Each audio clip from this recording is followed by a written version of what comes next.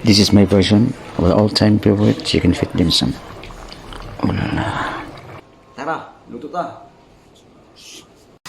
Siyempre hugasan yung mga paa. Lagyan ng suka. Massage ng suka. Tapos hugasan na ulit. Tapos i-chicken cue natin to. Parang sa saging na ginawa natin banana cue. Yun. Yun na yun.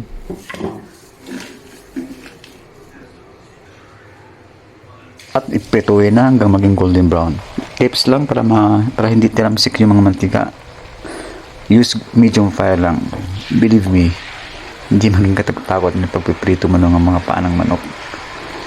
Waiting maging golden brown, gagawin natin yung sauce. 8 cups of water o pari 1/4 yun doon sa pressure cooker nyo.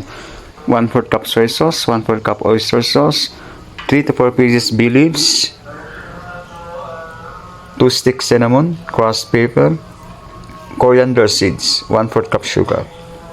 Mix mo lang. Ilagay na yung 5 to 6 cloves of garlic, 1 big onion, ginger,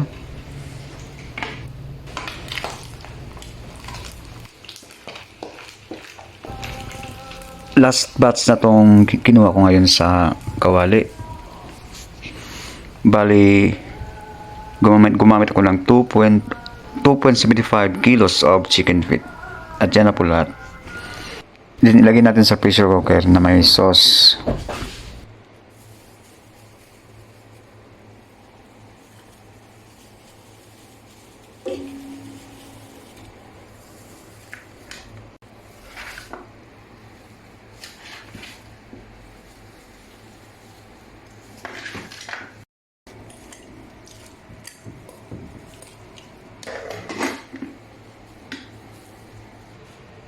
Then simmer for 1 hour. Syaro di malata.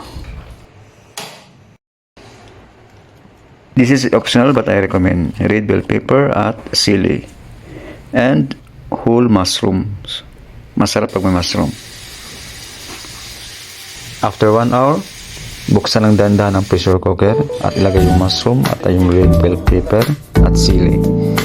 Optional din lagyan ng chili garlic oil. Papasap lalo yan at may sipa.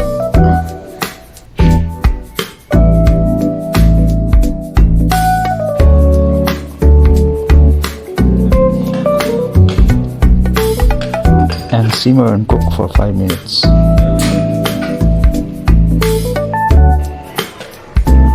At luto na, ready to serve our chicken feet dim sum. Ulala.